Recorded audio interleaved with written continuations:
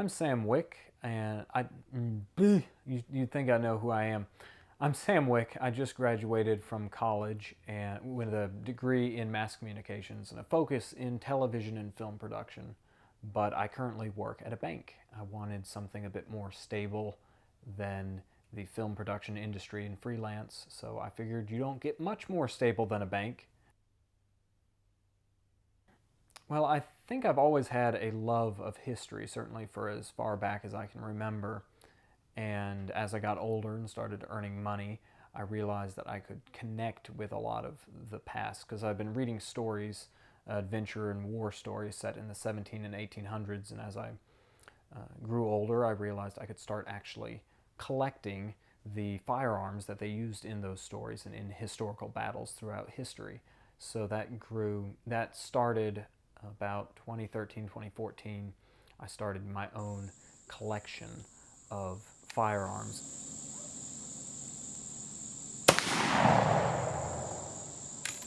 Hello, so this is my study. I've just kind of acquired a few odds and ends over the years and thrown them up on the walls, so we're going to be going over them now. This is the first one I have here. This is a poster for a play. The play's called The Sudan. It premiered in the 1890s, I think 1891. As far as I can tell, this is an original. I got it off eBay. It's about the dash to Khartoum to save Charles Gordon. He was besieged there for 11 months in 1885. The British prevaricated and then finally sent troops, but he died. They arrived 2 days late. It's also a great film with Charlton Heston in it. This is my collection of British firearms from the top down. We have an East India Company musket. This is from the 1840s.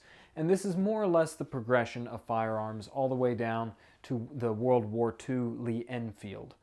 And then this is obviously the very famous and one of my favorite guns, the Martini Henry rifle.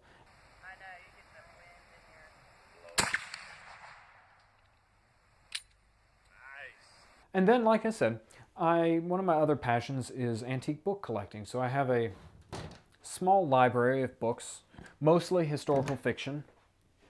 This particular author, G.A. Henty, is one of my favorites. I grew up on his works, and these are all historical fiction. So he'll take a conflict or an event, in this case, say Sir Francis Drake.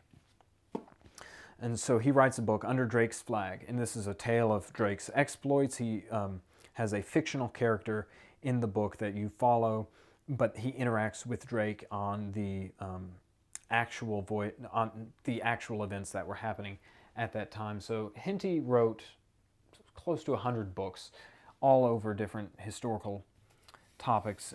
I think one of the really interesting things that about collecting antique firearms, it really does let you connect with history in a way that you can't just by going to a museum or something like that. Just being able to hold something, an original thing from that era that would have been used in one of those conflicts. You feel connected to it in a way that just looking at something statically, in a picture or reading about it or seeing a picture online or in a museum or something like that, it connects you in a way that you just can't get from any other way. And now you can see that bit into the wood a bit, but you got a much more flush primer there, which is really what you're after. Okay, good Lord. Whoa, you're not part of our property. I don't know where this dog came from. He's not ours, and he's not our neighbor's so far as I'm aware. So that was really weird. But he seems friendly. So I'm going to go on. So what we're looking at here is just a short little aside. You may have seen in Westerns or even Pirates of the Caribbean where they'll lay out a trail of powder and then light it to a, powder kegs or something like that. They light one end of the trail and then they run off. Well, that is very unrealistic considering black powder it goes up in a flash. It's explosive.